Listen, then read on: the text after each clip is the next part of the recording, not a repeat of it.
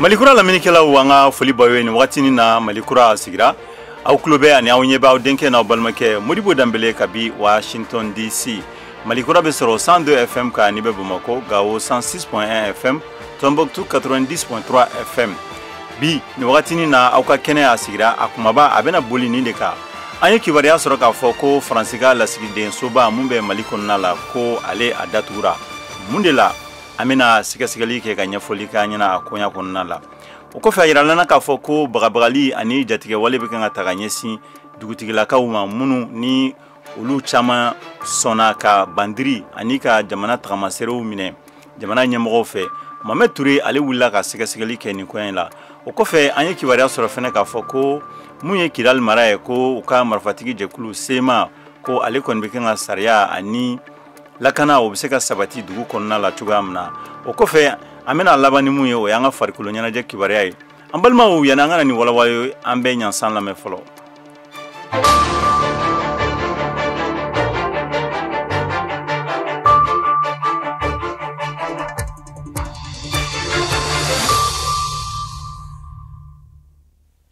ambalma o anga foli bawe ni watini na klube Modibo Dambele kumakana kabi Washington DC Mali ani Fransi jamana uka nyogon sama alibi tokon bikinga faraka ka sababu yake munde ayirala ka fo ko Fransika sarazulaka mogofla ko ni ko tege keruka ka kla kubla ni ko inkera chugodi Mohamed Danyugo anga lasigiden ayesika sikalika ko yala kuno alamsa anye kunafoni munsoro yayira ka fo sorasi fla no lukoni Fransi sorasuye olukoni olutumminena anga fintigila kaufe kofe kunafoni wera munsorola yayira ka fo ni sorasi fla mun tuminelen flenie ikadon ka fo olukoni tumbe malila ikadon Fransika lasigi sombe no yaka ambassadie olukoni olutunale no barala olasigi so de kadra konala ayin kunafoni munsoro yayira ka fo koni ma flan na wakati mna utumuka barale la barami ikadon tubabula ekolsombe enfin no otoro ko les écrivains utmeka ni ekolso kofolen kale koni kale lakanda umnena o wakati wa papier mun tumuku o wakati o yayira ka fo ukoni ga papier ukoni otun dafalendo ambe wakati mna ko sisa kunafoni laba munsoro la o yayira ka fo ni sorasi flan nu koni mun tumnelendo anga fintigila maufe olukoni ublara kunjmena umnena kunjmena fana ublala kunafoni jonjo maseka soro ula sabula chamache fanga nyamawu wa Fransi ambassadeur ukoni naleno barala umunfe nu shima kunafoni sebenfolo ka bla ka kunafoni jonjo kodi malideuma Mohamed Danyuko vewa tola kabobo mako Mohamed Danyugo anga folibie alibi ambetemeni kibariyawe ayiralana ka foko dugutigila kaw ani kafotigi munumbe nu sonoka jamana ka bandiri minani do ko amako drapeau ani jagama ka tagamasero a chamambe ni wakati ni na ubukanga purupuru ani ka papa jatiga wali mogofe Mohamed Touré ale wula ka se jenemarala akumana ni ambalmake Amadou Mayigaye uye musoro angalame uye accord mi signé ni sigidala mogo ye walasa ben ani basigi o bise ka sinsi munu ɲɔgɔn sigidala mogo o bise k'u ka activité kɛ cogo minnu na n'o y'anga sɛnɛw mɔniw fo ka taa se bagamaraw ni jagow ma accord signé ni waatiw kɔnɔna na ayiwa a fɔlɔ kɔni o kɛra sigidala mɔgɔw ma hɛrɛ ye a kɛra ma bɔda sira ye bari bɛɛ bɛ lajɛlen b'a dɔn k'a fɔ jɛnɛ mara kun bɛ gɛlɛya kɔnɔna na kabini bi ko tɛ nka ka sigikafɔ kɛ ka tɛgɛnɔ bila kɛ walasa bɛn bɛ se ka sinsin u ni ɲɔgɔn cɛ cogo min kɔnɔna na o waatiw kɔnɔna kɛra nusadiya ko ye nka bi na i n'a fɔ i y'a fɔ cogo min siranya bɛ ka don a kow la ka da mun kama bari min ye banbagaci wale kɛbaw ye u bɛ yaala ka don misiriw de kɔnɔ sigidaw la u ye accord signé ni mɔgɔ minnu ye ka wajuliw kɛ donc wajuliw sira fɛ u b'a essayer k'u lamurti ka bɔ min ye ayiwa an ka fangalamɔgɔw olu ka taabolo siraw kan ka tugu olu ka siraw kan donc o ye fɛn ye min a kɛn bɛ ka u caman lasiran bi na u bɛ yɔrɔ min kɔnɔna na u bɛ to ka na kuma kelen na ka na kɔrɔbɔliw kɛ ka lajɛ ni o y'a sɔrɔ tiɲɛ yɛrɛ la hali bi bɛnkan waleya min bɛ yen ni a fɔra ni a sabatilen don walima ni a sabatilen tɛ donc olu ye waleyaw ye min a kɛn bɛ ka maaw lasiran kɔni bi na maaw yɛrɛ bɛ ka ɲininkaliw tɛngu u yɛrɛ la sala ni accord min n'u y'a ɲini ka signé est ce que u m'a kɛ u yɛrɛ kun lakanalen kama bari ka da kan u b'a dɔn k'a fɔ an bɛ waati min na ji bɛ ka don yɔrɔ fan bɛɛ lajɛlen fɛ taa yɔrɔ foyi t'u la ni ji jara a ko bɛna kɛ cogo jumɛn o ɲininkali tɛngunen bɛ maa caman na o bari ka da kan waati o waati u bɛ to ka waleyaw kɛ min bɛ maaw futinɛ dɔɔni tiɲɛ lakana ko ayiwa a nɔgɔyara kosɛbɛ nka o bɛɛ n'a ta sigidamaw lahala bɛ cogo min na ka ɲɛsi ayiwa bagabagali min bɛ ka bɔ jihadisiw dantɛmɛwalebagaw fanfɛla la e k'o de o la hali bi mɔgɔ kɔni hakili ma sigi kosɛbɛ tiɲɛ na accord nin kɔni kɛra u ni ɲɔgɔn cɛ a kɔni ye fɛn caman nɔgɔya a ye sira caman dayɛlɛ nka hali bi maaw siralen don a ko ye bari kuma kelen kelen u bɛ to ka na bagabagaliw kɛ o b'a sɔrɔ marifaw b'u bolo u bɛ don sugu kɔnɔnaw na u bɛ na duguw kɔnɔ ka n'u yɛrɛ kɛ i n'a fɔ u bɛ fɛnw dɔw ɲini u bɛ munumunu na duguw ni ɲɔgɔn cɛ o kɔni k'a yira n'a y'a sɔrɔ hali bi accord nin bɛ sen kan i ni maa min ye accord kɔni signé a fɔra k'aw bɛɛ ka marifa bila mais ni e ta b'i bolo sanga ni waati kɔnɔna na e bɛ yaala yaala la donc olu ye waleyaw ye min ka dɔn k'a fɔ a kɔni a bɛ maaw lasiran maaw kɔni siralen don a ko kɔni ɲɛ an kɔni bɛ yɔrɔ min na bi na kɔni an bɛ min ɲini an ka lakana tigilamɔgɔw fɛ hali bi u ka n'u sigi u bɛ se ka se yɔrɔ o yɔrɔ ka lakana sabati hali bi vraiment jɛnɛ mara kɔni mɔgɔw b'o de la bi na an bɛ yɔrɔ min kɔni kɔnɔna na an bɛ se ka min kɔni fɔ o de y'o ye. Ni tun y'an balimakɛ Amadu Mayiga ye an ka folibaw ye balimaw hali bi an bɛ tɛmɛ ni kibaruya ye Mali jamana ka fanga ɲɛmɔgɔ ani fanga nagakɔrɔ sinsili minisiriso ni o ye colonel Abdoulaye Mayiga ye ale ye Mali tɔgɔla ye laseli kɛ k'a fɔ ko Mali ko ale dabariya banna Côte d'Ivoire u ka cakɛda min bɛ ni ale janbɛ lakana ale bɛ se ka sinsi cogo min na n'u ko Conseil national de la sécurité olu ye tabiya ani jaabi min di nin ko in na ni o ye ko ka taga ni Mali ani Côte d'Ivoire u ka sama ni koɲa ka CEDEAO ɲɛma Kajatu Traoré a ko bɛ di a kɛlen kɔrɔ kɔfɛ ka hakilila jigin kɛ lakanakulu kɛla dunan ninnu ka nacogoya yamaruya baluw la Mali jamana kɔnɔna na ni maramafɛnw ye colonel Mayiga ye a yira k'a fɔ ko colonel Assimi Goïta ye Côte d'Ivoire sɔrɔdasi 46 nin ka bilaliw condition den Mali jamanaden dɔw dama jalakili dalen bɛ minnu kan Mali kiirisoba fɛ ne an bɛ don min na iko bi sigilen bɛ Côte d'Ivoire jamana kan ka da a ka Conseil supérieur de la magistrature du Mali ɲɛmɔgɔya de kan hakilila jiginna septembre kalo tile 14 san 2022 communiqué la Conseil national de sécurité de la Côte d'Ivoire ye ani u ka sɔrɔdasi 49 minɛnen ninnu bɛɛ lajɛyali yira Côte d'Ivoire furuba fanga ka danatigɛli ka taga kuma sigi CEDEAO bulon kɔnɔna na jaabili la Mali ka laseli sɛbɛn ye a yira k'a fɔ ko Mali furuba fanga ka sira kelen tɛ o taabolo la ko wa k'u bɛ kangari gɛlɛn de gosi Côte d'Ivoire jamana ye u ka bolo barili la CEDEAO kan nin taabolo ninnu na yaasa k'u cɛ k'u bɔ u ka jɔyɔrɔ jugu kɔrɔ ka kɛɲɛ ni Mali jamana ye.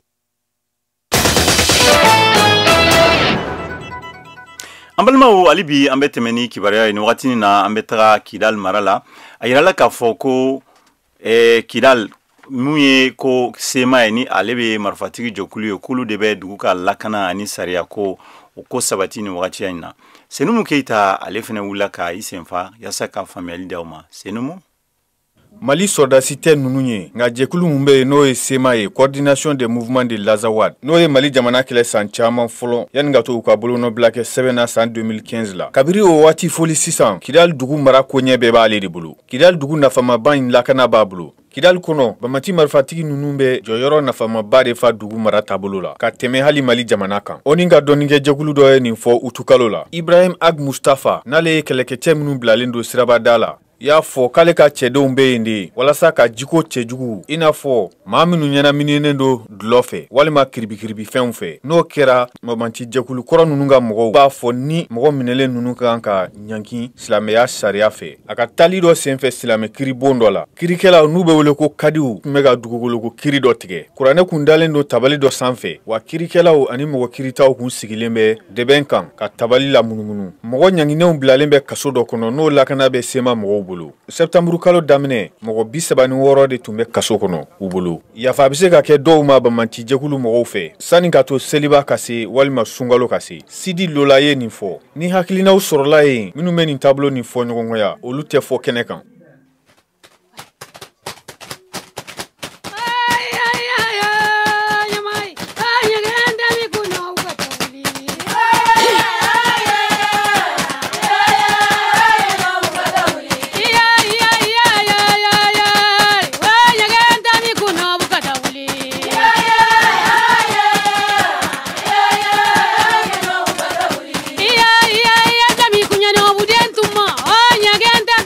Bye.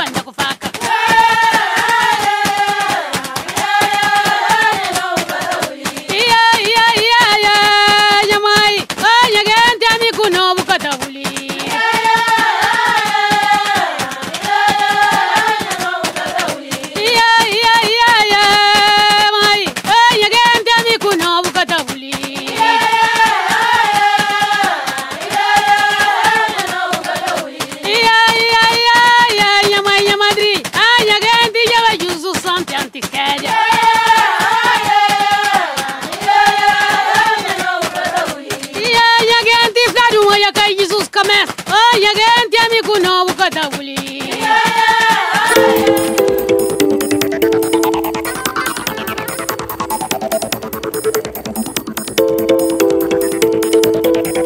VOA Afrique ni VOA Afrique buna adamadenw lafiyara kunnafoni ko la. An balimaw hali bi ni wagati ni na aw tulo bɛ Malikura la an bɛ sɔrɔ Bamako 102 FM kan Gao 106.1 FM Tombouctou an bɛ sɔrɔ 90.3 FM kan ni wagati fɛnɛ na an bɛ sɔrɔ direct la Facebook kan VOA Bambara an ka YouTube fɛnɛ bɛ yen ni taro fɛnɛ kan o fɛnɛ VOA Bambara ye ani an ka site o www.voabambara.com Walasa balimaw an ma duman tigɛ o la ni o ye kunnafoni duman ye sisan an bɛ tɛmɛ ni Mali ka golomafini tabaga mɔgɔkɔrɔw ye a bɛ mɔgɔ 10 bɔ ani mɔgɔ 800 ani 50 ani 4 minnu kɔni olu bɛna don saridasuya ani lakana tigila baaraw la Mariam Kuyate VOA Bambara tɔgɔ la kabi Bamako ale wulila ka sɛgɛsɛgɛli ka koya la Mariam walasa ka dɔ fara Mali finitigiw fanga kan jamana lafasali ani a lakanali la ni soldasikulu 3,000 ani 43 minnu kunfɔlɔ bɔlen filɛ u ye kalo 6 de kɛ soldasi baaraw kalanni na Tuwaniso la Samako Kulikoro mara la muni Bamako cɛ yɛrɛ bɛ taa kilomɛtiri 60 bɔ ɲɔgɔn kɔ ni soldasikula minnu talen filɛ finitigi bonda bɛɛ madɔ b'a la polisi nationale b'u la protection civile armée de terre garde nationale fo ka taa se gendarmerie nationale maaw ma nin kalo 6 kalan in kɔnɔ farikolo ɲɛnajɛw baaraw bɛɛ lajɛlen kɔfɛ jamana ani jamana kɔnɔdenw n'u borofɛnw bɛ se ka lakana ni sira minnu ye o kalan kɛliw kun fo ka taa se subahana mansinuw manifunw bɛ se ka kisi a kɔlɔlɔ ma cogo min na ani malifa minnu bɛ ka jɛnsɛn jamana kɔnɔ ka sɔrɔ a tali yamariyalen tɛ maa dɔw bolo olu bɛɛ lajɛlen bɛ se ka kɛlɛ ni fɛɛrɛ minnu ye ani ɲɛnaminifɛnw tali fo ka taa se banbagaci waleya kɛlɛli ma Général de brigade Mohamed Alpha Diaw soldasiw ka kɛnɛyasoba ɲɛma n'o yɛrɛ fɛnɛ ni tun bɛ ni soldasikulaw ka tali nisɔndiya kɛnɛ kan a y'a yira a ka kuma kɔnɔ k'u ye kalan min sɔrɔ ni kalo 6 kɔnɔna na k'u k'a kɛ baarakɛminɛ ɲuman ye mun bɛ jamana kɔnɔdenw ni jamana ka lakana sabati ko sabula ko jamana jigi b'u kan an ka dɔn ka fɔ ni hakilina min talen filɛ ka dɔ fara Mali finitigiw kan a bɔla Asimi Goita yɔrɔ a n'a ka cɛdenw sabula u k'u hamina ye fɛnba min ye bi jamana u ka se ka sega yɛrɛ ma Mariam Kuyate Bamako VOA Bambara An balimaw aw ni yantuma laseli min tun bilalen be septembre kalo o tile 16 la famaw fɛ o tun ye danfara don tɔnw ni jamana fanga cɛ fan dɔ fɛ ani famaw ni kalandenw denmansaw cɛ yala lakalisow ka adamadenya ani nafoloko cogoya min be senna sisan ka fara jamana ye fɛrɛ minnu tigɛ o b'a to kalandenw be se ka ladon sanjiba ani lakanabaliyaw kɔfɛ maraw dɔ kɔnɔ wa aw ka jaabi aw ka fɛlaw ye jumɛn ayiwa minnu b'a fɛ k'u da don nin baro la jamukan kɛrɛnkɛrɛn na a ye na baro kan fɛ ni sibiridon aw y'aw tulo sɔgɔ VOA Bambara an b'a fɔ jamukan kɛnɛ kan nin kana fɔ kɔ dɛ balimaw aw yɛrɛ y'a faamuya Mohamed ka cikan a y'aw jija sibiridon nin kana fɔ kɔ an bɛ sigi an bɛna Malikura o kɔnɔna la Duniya seleke 4 ni a ka tɔnba a bɛ fɔ ma ko Nations Unies olu ka san kɔnɔ ladala lajɛrɛ ni dɔw ko Assemblée Générale ɲinanta a bɛna kɛ hukumu min kɔnɔna la o kɔni o y'a sɔrɔ wagati la Rusi jamana ale ni Ukraine o balawu a bɛ senna ani ka fara gɛlɛya caman wɛrɛw kan o hukumu kɔnɔna la Kajatu Tarawele ale wulila ka sɛgɛsɛgɛli kɛ a ko la Kajatu I have no illusions. Dunia kelea tomba ɲɛmɔgɔ Antonio Guterres ye a yira k'a fɔ ko ɲinantɔn sigiba in bɛ ka latɛmɛ gɛlɛyabaw de kan dunia kɔnɔna na. Our world is blighted by war. An ka duniya kɛra tonbonkolon ye ka sababu kɛ kɛlɛ ye a sigilen don kɔniyali kan a lanjabalen don fantanya kɔngɔ ani hakɛ dafabaliya fɛ Hunger and inequality. A bɛ duniya marabagabaw hakili la ka u ka dɛmɛ la sinsin kosɛbɛ jamana dɔw minnu fanga bɛ se ka dɔgɔya ka Ukraine kɛlɛ nin to sen na Richard Gowan duniya kelea tomba ka Centre de Réflexion International Crisis Group ɲɛmɔgɔ. Many African and Asian countries. Farafina ni Asie jamana caman de be bolodi ɲɔgɔnma la lakana sira fɛ ani sanni feere sira fɛ ni Irisi jamana ye. Hali n'a sɔrɔ u kun labɛnnen don ka kuma ka ɲɛsin dankarili ma marisi kalo tɛmɛnen na u tɛ fɛ k'u da don a la walasa ka Moscou kɛlɛ duniya keleyatɔnba ONU na. Fights with Moscow at the UN. gɛlɛya minnu donna sɔrɔfɛnw tɛmɛsiraw kan ani dayirimɛ minɛnw sɔngɔw yɛlɛnniw na farafina ne a dayirimɛ balannen don Rusila ani Ukraine jamana ka alikama la bilala gɛlɛyaba de kɔnɔ. Jatew bɔlen a kan k'a fɔ ko mɔgɔ miliyɔn 20 ɲɔgɔnna bɛna bila kɔli ani balontanya kɔnɔna na don nataw la. O jate cɛla Somali jamanaden miliyɔn 8 ɲɔgɔnna bɛ o la. Abdirahman Abdishakur, Somali jamana ka lasigiden duniya keleya tɔnba kɔnɔ. Kongo tiɲɛ don wa a bɛ kɛla nin wagati in na. Antonio Guterres segintɔ de filɛ ka bɔ Pakistan jamana kan yɔrɔ min la sanjiba ye fagaliw ani tiɲɛni jugubaw kɛ u ka jamana tilalen 3 ye o fan fila kan. Ko mun bɛ ka kɛ Pakistan ni waati na o bɛ duniya bɛɛ ka dɛsɛ jira ka ɲɛsin waati yɛlɛma gɛlɛyaw ma ani tilennibaliya min b'a la. Ɲina duniya marabagaw ka sarankanu duniya keleyatɔnba ka tɔnsigiba nin kɛnɛ kan caman bɛna laseliw kɛ kɔfɛ ka sababu kɛ ɲɛmɔgɔ caman minnu nana New York ka kan ka taa Londres Angleterre masamuso Reine Elizabeth ka janajaw kunbɛn septembre kalo tile 19 nata la.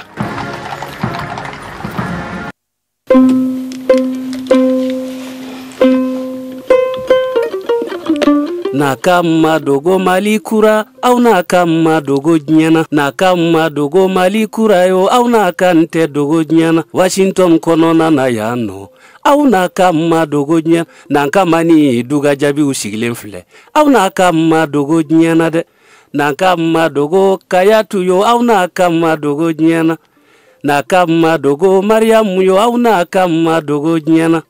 nakama dogo Mori wau nakama dogo nyana nakama dogo Mamedi yo au nakama dogo nyana nakama ni duga jabi sigilen file inakama dogo nyana.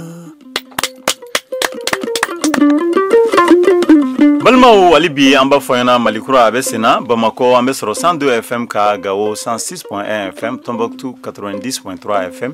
anga site kifne ka ni o www.bambara.com abse kan soro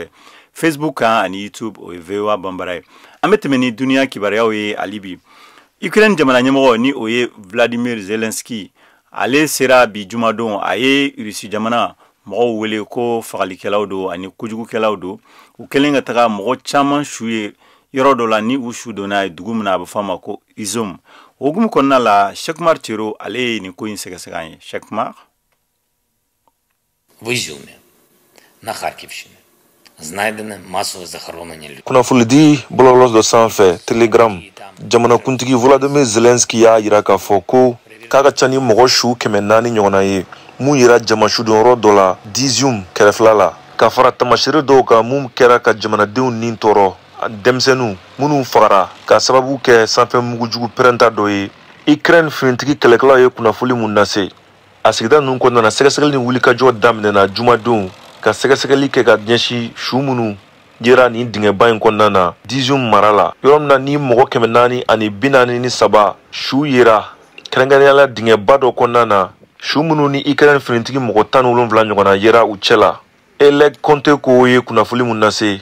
jamana fanga ka mɔgɔ sugandili ka ɲinini kɛ ka ɲɛsin mɔgɔ minnu tunna jamana kɔnɔ kɛlɛ in senfɛ nin kaburu ninnu kɔni sɛnna wagati min na de kɛlɛ kun bɛ ka kɛ ka dugu ni minɛ wagati min na Irisi finitigiw ye wulikajɔ kɛ ka ɲɛsin yɔrɔ ninnu ma marisi kalo tɛmɛnen yɔrɔ min kun b'u ka mara kɔnɔ ni a bɔr'u ka mara kɔnɔ dɔgɔkun tɛmɛnen in na Olengo Kuntoko ye kunnafoli mun lase Olengo Kuntoko ye mun fara kunnafoli ninnu kan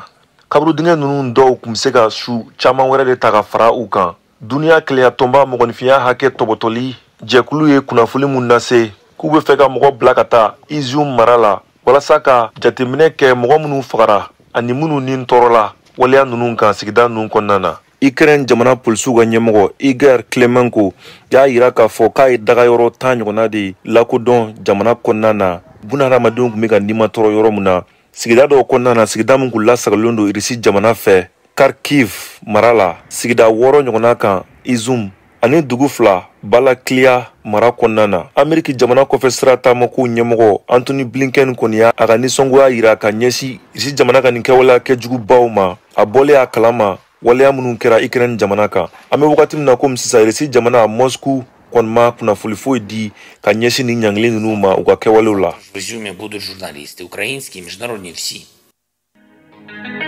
Alors cɛ mo ka teli bida mani tata fanna mo la ka taa so ka taa bewa ka traitement koli la men fana mo tuguni ne tɔgɔ Mamadou Karambe Divier ka bɔ Lafiyabugu terminus la an ka danbe koli ani an ka seko kunu bi antini o kɛnɛ de don ne lamɛnnikɛlaw a kulo bɛ Mamadi Dambele de ma bɔ sɛbɛnni kɔrɔ ni radio so min sɔrɔ fiɲɛ tulukala joli sanfɛ bewa ka traitement koli bɛ kɛ araba tilegan fɛ ɲɛgɛn ɲɛ kelen ka taa fo ɲɛ fila la fiɲɛ tulukala 102 kan n'o ye 102 FM o tɔla o m'o ti Facebook kan wa min bɛ fan bɛɛ de ko émission bɛ kɛ direct la Facebook kan bewa bamara o m'o ta bannen ko se ka wulili kɛ n'i b'a fɛ k'i da don baro la ku fila kelen fila ku fila wɔɔrɔ 19 41 ani 40 ne lamɛnnikɛlaw a y'a jija ni kana fa kɔ dɛ nin duman dan ye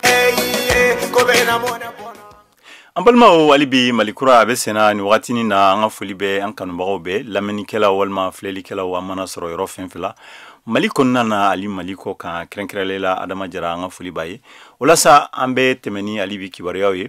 yasa bamakɔ ale bɛ se ka ɲɛda kura da k'i sanga duguba tɔw la duniya kɔnɔna la o hukumu kɔnɔna la denmisɛnnin dɔw kɔni ye hakilila sɔrɔ hakilila min na i ka se ka jamana dɔn kɛrɛnkɛrɛnlen la bamakɔ i sigiyɔrɔ la ani yɔrɔ jan fɛ ni subahana mansinw ye o de kama u nana ni hakilila mun ye n'a bɛ fɔ a ma ko ka dɔ sigi sen kan n'a bɛ fɔ a ma ko cartographie ye hakilila suguya jumɛn don Mariam Kuyate VOA Bambara tɔgɔ la ale wulila ka s'u ma u ye mun sɔrɔ u ka baro la an ka lamɛn Mariam walasa ka Mali sigidaw lahalaya dɔn kɛrɛnkɛrɛnnenya la sirabaw jiboli siraw fonsew o n'a ɲɔgɔnna caman sifinaka denmisɛnnin maa 20 kɔ o kelen do k'u tɛgɛ di ɲɔgɔn ma Bamakɔ nin baara in okumu kɔnɔna na Nathalie Sidibe ale ye Open Street Mali o ɲɛma ye baara min bolo kun dalen no an fɛ n'a fɔra ko ka yɔrɔw cartographie o tɛ dɔwɛrɛ sigidaw kɔnɔ fɛn minnu bɛ yen ni hadamadenw yɛrɛ bɔra la fɛn bɛ sigida kɔnɔla la ka taa fɔnsɛnw ma hali yiriw an b'o o ta ka a bɔ u ka subahana mansin sanfɛ ka baara kɛ n'a ye ka se ka ɲɛmɔgɔw dɛmɛ u ka baara kɔnɔla la an ka dɔn k'a fɔ san o san samiya fɛ Mali kɔnɔ yan nɔ san bɛ tiɲɛniba kɛ a bɛ dankari maa dɔw yɛrɛ ni na ka sababu kɛ jiboli sira tɛ yan nɔ Bamako sigida 5nan n'o ye Dawudabugu ye ji tiɲɛni nɔ ka bon yen kosɛbɛ o kama a sigida kofɔlen lahalaya kalankɛla nin jɛkulu fɛ Adama Konate maire dakan 3nan don a ka fɔla ko ni baara in nafa ka bon kosɛbɛ jamana kɔnɔ ani a fanba de bolila Dawudabugu commune 5 la baara ni a nafa anw kan tɛ se k'a fɔ ka sa dan na ka da kan ji bɛ dankari ka don commune 5 kin caman kɔnɔ mais an y'o baara daminɛ a mɛnna donc an y'o baara in daminɛ depuis 2014 ka na bila sisan na an ye baara kɛ yɔrɔ caman na Mali kɔnɔla la yan nɔ donc an ye baara caman kɛ an ye baara kɛ transport sira kan fɛn fɛn tɔgɔ ko siraw Bamako yan quartier kɔnɔ sirabaw an ye olu bɛɛ lajɛlen baaraw kɛ ka kɛɲɛ ka baara kɛlenw ye Open Street Map Mali u k'u b'a ɲini jamana marabaw fɛ u k'u jukɔrɔma don nin baara min filɛ nin olu dɛmɛli baara de donc a ka kan u ka a dɔn an bɛ min na u fana bɛ se ka an jukɔrɔma tintin cogo min na baara in kɔnɔna la pour que baara in ka taa ɲɛ surtout formation yɛrɛ domaine kɔnɔna la an bɛ ka nin formation ta ka sɛgɛrɛ écoledenw ma tan cogo la u ka se ka an dɛmɛ baara in kɔnɔna la et puis u ka se ka an dɛmɛ toujours ni minɛnw ye fana voilà parce que an mako bɛ minɛnw na i n'a fɔ ordinateur an mako bɛ minɛnw na i n'a fɔ smartphone parce que ordinateur jɔyɔrɔ bɛ baara in na kosɛbɛ nin baara in bɛ senna kabini san 2014 waati Bamako sigida 2 n'o ye Dawudabugu ani Ɲamana ye olu lahalaya dɔnnen don nin baara in senfɛ Open Street Map Mali o kɛlen don ka denmisɛnnin caman sen don nin baara kofɔlen in na walasa don nataw la Mali sigida bɛɛ lajɛlen lahalaya o ka se ka dɔn Mali marabaaw fɛ Mariam Kuyate Moktabari VOA Bambara an ka foli b'aw ye ni wagati na an sera an ka farikolo ɲɛnajɛ kibaruya ma Siaka Tarawele ale ye palan dayɛlɛ Siaka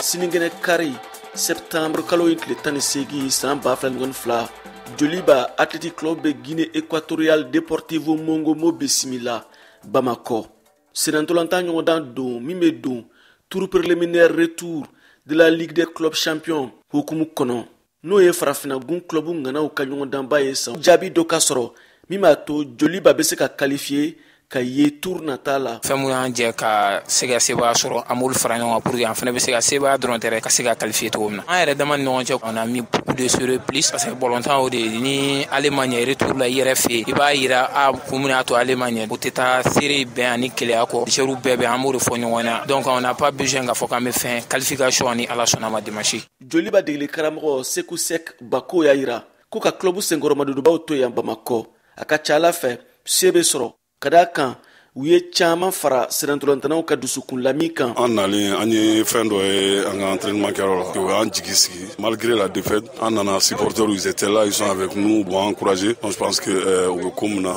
a ka ca ala fɛ laɲiniw bɛ sabati supporters ka accueil ani joueurs ka enthousiasme moi je pense que n'i y'o bɛɛ fara ɲɔgɔn kan a bɛ mɔgɔ hakili sigi les joueurs tous ils sont conscients de ce qui nous attend donc ni ala y'an dɛmɛ vraiment an b'a dɔn ko an ka laɲiniw bɛ sabati Joliba de bɛ ka Mali jɔyɔrɔ fa Ligue kɛnɛ kan ɲina saison 2022 2023 la VO wa Bamara tɔgɔ la Bamako Siaka Traoré ka la selido an balimaw aw yɛrɛ y'a faamuya an ye nin de sɔrɔ bi ka di aw ma ni labɛnna Cheikh Tiro ani Senumu Keita fɛ walasa a lasera Modibo Dambele fɛ an ka foli bɛ Ibrahim Tiro a n'a furumuso ye ni tun ye Mali kura ye an bɛ bɔ kɛnɛ kɔnɔ nin yɔrɔ la an b'a fɔ aw ma bon weekend aw kana ɲina an b'a fɔ ko Sibiridon ni Mohamed Touré ni tun ye Modibo kabi Washington DC. Have a nice weekend.